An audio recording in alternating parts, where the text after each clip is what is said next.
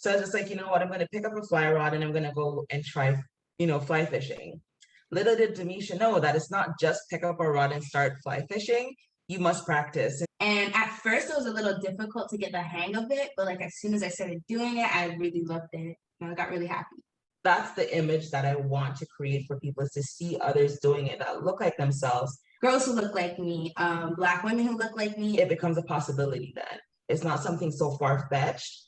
It's not just an idea anymore. It's something that you can actually get yourself into. Welcome to the United Women on the Fly September virtual meeting. We're here just to begin your Spey journey. And I'm super excited and really thankful that we have two amazing women with us and a pretty cool story. So hey everyone, Heather, thank you so much for having me on tonight. Funny, when Heather asked me, like, imposter syndrome hit me so hard. So I told Heather, I'm like, I'm not sure if this is like my lesson or I should come for the really, really beginner part. But here we are tonight sharing the idea that fly fishing is always a journey of learning, and learning a new technique or a new way to fly fish is something that I think anyone who enters a sport should continue to do. So I'm here to learn with you and to teach you from my learning. I'm Demiesha again, and I have the organization Brown Girl Outdoor World was started by me going into our 4th year now. And it's an organization that aims to bring BIPOC folks into the outdoor, and BIPOC meaning Black, Indigenous, or people of color. And I like to add in the piece of anti-racist people of color in there, because anti-Black and anti-Indigenous racism still exists within certain POC groups. So we harp heavily on the anti-Black, on the anti-racism piece. Also just to show everyone that joy exists in nature, and despite what we've been told or what we believe for ourselves, we all belong in the outdoors, and there's no reason that we shouldn't get out there and learn how to come to know, love, and protect nature. And that's the greatest part of the work that I do, is just trying to get people involved and getting them to know nature so that we can all work to protect it. And I'll pass the floor over to my spawn. Hi everybody. I'm Jaeda. I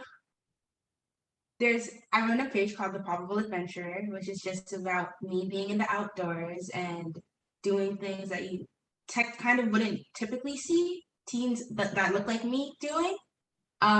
It's really fun to be out there and do those things, and it's like I'm glad there's a way for me to document it and show other people the experiences that I'm having as well in the outdoors, showing them that they can as well. People like me, or girls who look like me, Black women who look like me, anybody could also go out and enjoy and do the that. Beautiful. And together you make a pretty amazing mother-daughter duo, I must say. So really the first thing I noticed that there was a Spey rod in both of your hands. So I think that to me, there's nothing like swinging a fly and that specific technique. So I really wanted to ask both of you all kind of, first and foremost, how did you get into fly fishing and specifically Spey fishing? So for me, my journey into fly fishing was just because I saw it. I really wanted to do it, and it looks so much cooler than just than spin casting. So I was just like, you know what, I'm going to pick up a fly rod and I'm going to go and try, fly fishing. Little did Demiesha know that it's not just pick up a rod and start fly fishing. You must practice. And so I happen to live in an area where I have a big nature space where I can go practicing either on the lawn of the building or in the park across the street. And it was initially myself, that fly rod that I didn't know how to cast, and a pillow in the parking lot, practicing my casting, and all my neighbors looking at me super strange and wondering what the heck I was doing outside. Little did they know that I love attention. So the more they look, the more I cast. I don't really love attention, I'm actually lying. But yeah, just the joy for me, the thing that brought me to fly fishing once I discovered how to do it, after I initially got a guide, and the first time I went out on the river to actually fish, I was with a guide, but that person wasn't very patient, and it left me feeling a little bit unsure and a little bit, like I didn't belong in the sport, because there was no patience, there wasn't much explaining or anything. So I felt like maybe I just bought this rod and I'll never use it. But after that experience, I went on YouTube and I started researching more, started reading a bit more about fly fishing and actually learn how to cast, started learning about hatches and all that stuff. And like, I initially thought I was matching the hatch and then realized I had all the wrong flies. So that's another lesson that we all that we learn as well. And I'll let Jaeda tell you her story, but it was kind of initially me coaxing her into going with me, and then her love came on her own. So I'll let her tell you her story. So when I was younger, I used to watch this show. I don't know if you guys know it, called Heartland. And I see one episode I seen that the grandpa was casting a fly fishing rod, like a Spey rod. But I didn't know what it was at the time. I thought it was just regular fishing, and I was like, "That's like a weird way to fish." But I'm like, "It looks super cool," and I'm like, "Oh, I want to try it one day." And then over the years, like I completely forgot about it. And then my mom picked up a rod, and I was like, "Huh, that kind of looks like what I saw a couple of years ago." And then I asked her if I could go out into the water with her and try it on my own. And at first, it was a little difficult to get the hang of it, but like as soon as I started doing it, I really loved it. And I got really happy. Oh, I love that. That's awesome. And do you do single hand also, or you just like Spey, or what do you like? Do you like it both, Jaeda? Both. Yeah, cool. And what species have you all been have you targeted? We went for steelhead, and we've done for trout, right? Trout, yeah. Awesome. Yeah, so our initial story is that Jaeda is the one who got me into spey fishing. We went out for steelhead in the springtime with our guide, and he had his spey rod there, but I was just busy trying to learn how to do to Euronymph, like to properly Euronymph. Yeah. And Euronymph is addicting as well, but that's not what we're here for. So Jaeda saw his spey rod, and she asked him, "Hey Matt, can I try that? I want to try your rod. It looks super cool." And like, she took to it so well that I'm like, why am I standing on the river watching you and taking pictures? I'm like, I want to try it too. So I went out with her, and I tried it. I pretty much suck a lot. She is like the master of it, and I'm just learning in her footsteps. But I think that's a part of the joy for it, is watching her like master something that we were introduced to, and that there's an opportunity to bond through fishing. And from me learning something that she's more advanced in fishing than I am, and that makes me super happy. So cool. Jaeda, you're the mentor. It's amazing. Yes. This time. We were out, there were like a number of people stopping to watch her cast when we were on the river. And there was like another mom and her kid just walking by, and they stood there for the longest time just watching her. And it was just like, that's the image that I want to create for people, is to see others doing it that look like themselves. And it becomes a possibility then. It's not something so far-fetched. It's not just an idea anymore. It's something that you can actually get yourself into. Totally. I think that was kind of one of the, biggest things too, why I wanted you both on, was because, sure, you can ask the best in the world or really good spey fishers, but at the end of the day, like 99% of us are all just getting into it or just learning. We're not the experts. And I think sometimes it's better for me to see somebody that's not an expert and talk about their journey, and I can see myself in you and be like, yeah, I can do that too. So I think that's, to me personally, more powerful to know that anybody can do this. You can pick up a spey rod and or a single hand rod and do this certain type of technique. So it's pretty and cool. You startled me, Heather, when you told me that you could actually use a nymph on a spey rod. I was like mind blown. So, like I said, I'm here as much as everyone is here to learn tonight. I am totally here for a lot of that learning as well. And yeah, and I know you had said, you had imposter syndrome, and that's not, you're doing it. You're a mentor. That's what I love about fly fishing and fishing in general, or really anything, is if we know something more than somebody else, then we can mentor somebody, And so I think, in my personal opinion, I'm afraid sometimes to talk about something or do something when, because I feel like I'm not good enough, and that's not true. We're all good enough. We all can teach. We all know something more than somebody else. So you both add so much value to this amazing community, and I just can't say thank you enough for both of you. tell me, do you have any advice for anyone that would be wanting to kind of start this journey? What advice would you give some new anglers that want to start, spey fishing and or single hand fishing? Do you want to go first? Sure. My advice would be patience is key and have fun while doing it. If you seem like you're not enjoying yourself, maybe it's the spot you're in. If it's the fact that you're not catching fish, just patience is key. And just keep the happy, uplifted spirit in order to enjoy yourself more. Love it. Do you dance are you a dancer? Oh, No? no. When I come up and fish with you, I might have to we might have to jam a little bit. You'll just see. I don't mind. I turn my phone on, I put it in my waders, and I literally dance the whole time. Yeah. So I think she sings to charm the fish. That's her thing. She's either a singer or a hummer when she's fishing, and I think that's how she catches fish. Love it. For me, just like any word of advice is there's so much advice that you can give, and I often shy away from saying this is what you should do. Right. But I'm more of the, oh, here's what worked for me. It might work for you. You can try it. If it's not, then that's just not. There's a million other ways to do the same things. Like Jaeda said, patience for me is like key in learning the sport. And not taking yourself so seriously. I think we get into this idea of fly fishing being this thing that has to be mastered, it has to be conquered. And then we go into it with all the pent up, emotions that come from my first cast wasn't the cast that caught me a fish. And now I feel like I'm not good enough.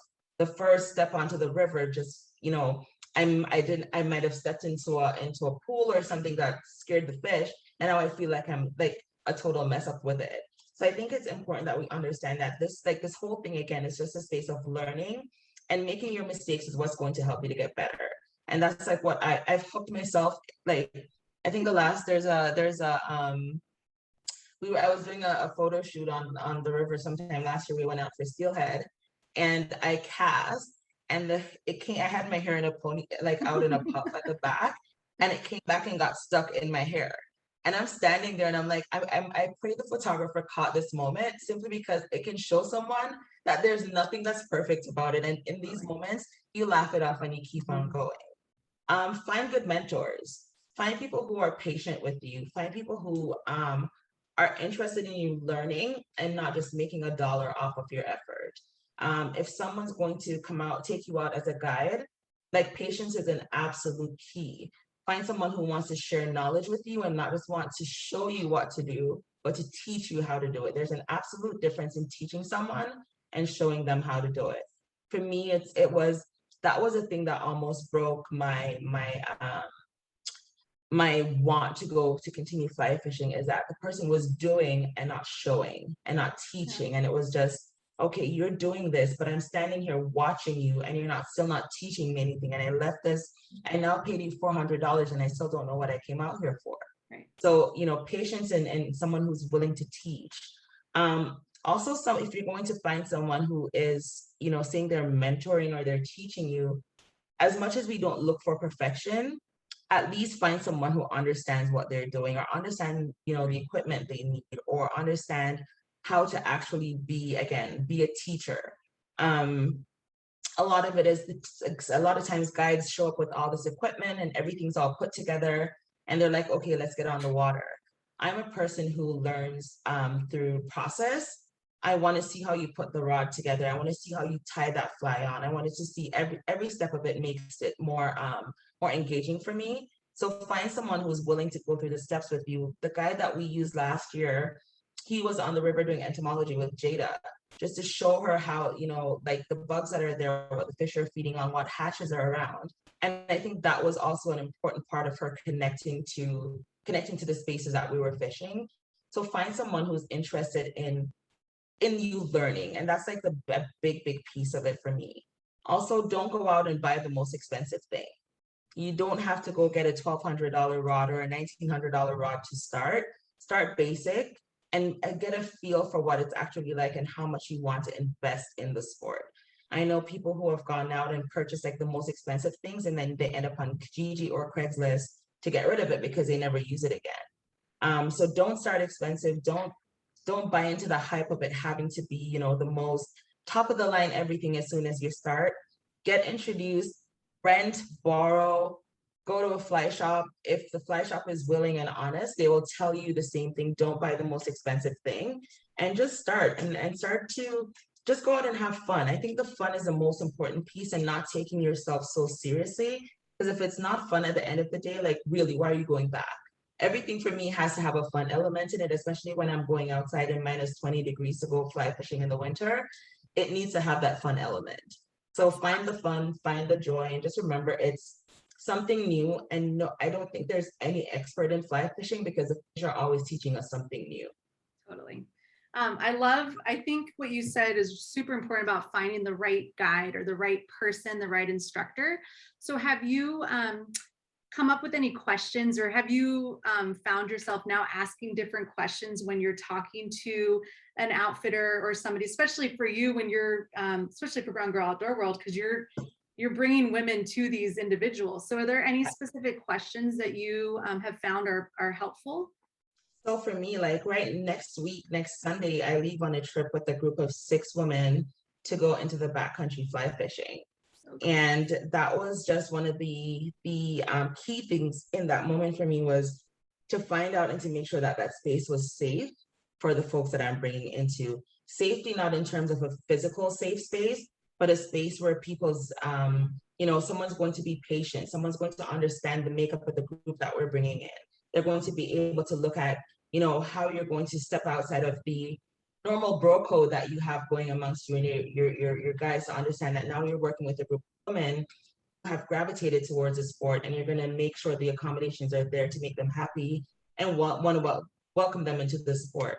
I ask questions about equipment.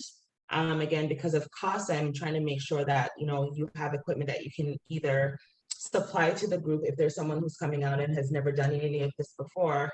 What are the expectations when this person comes in?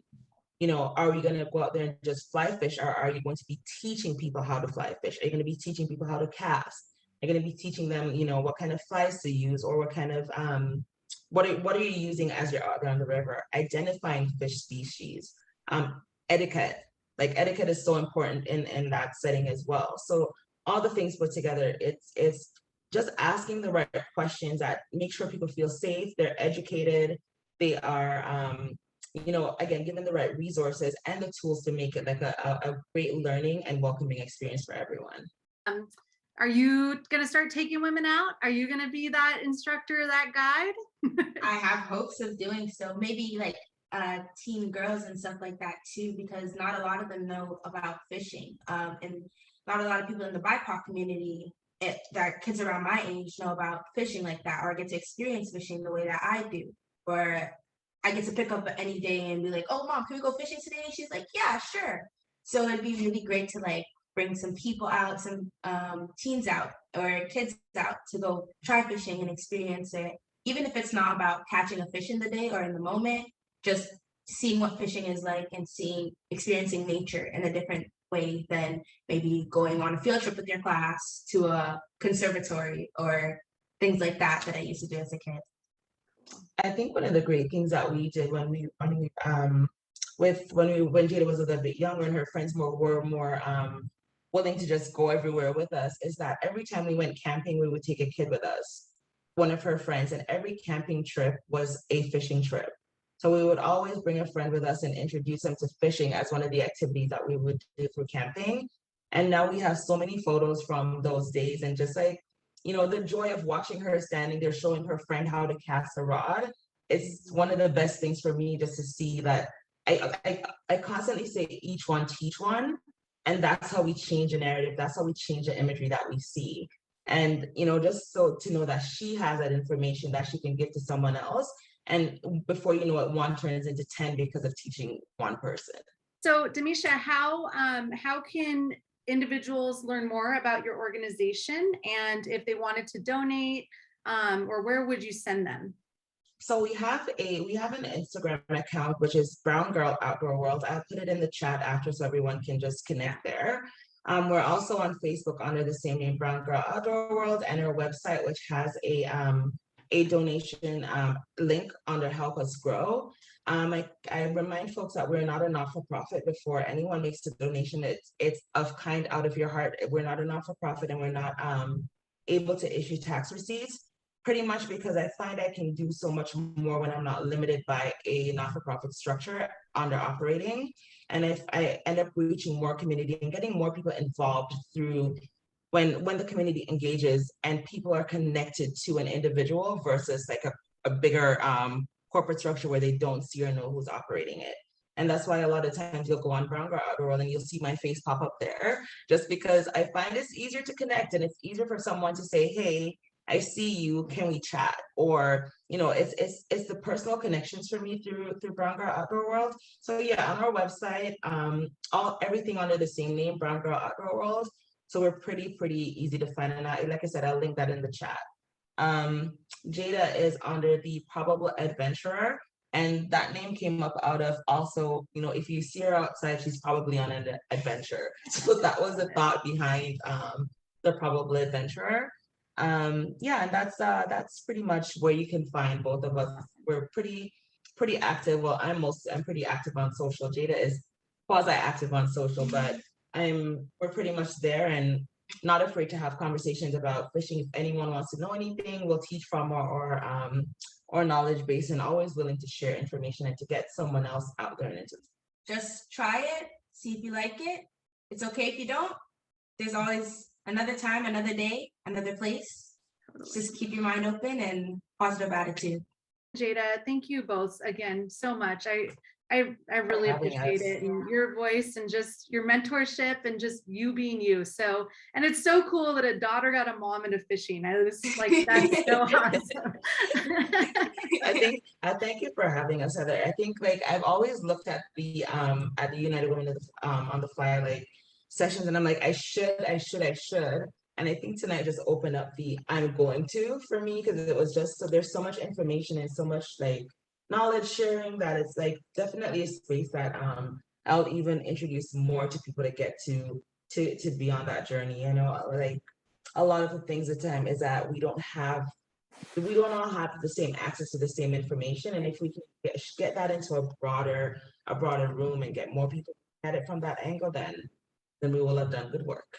Absolutely. Everyone should have access to education. So, and if that's one thing, especially like for my personal journey, as well as with United, that's what we want to give is easy, accessible information that's good, you know, and where everyone feels welcomed and everyone feels a part of that. So yeah, again, thank you for the invite.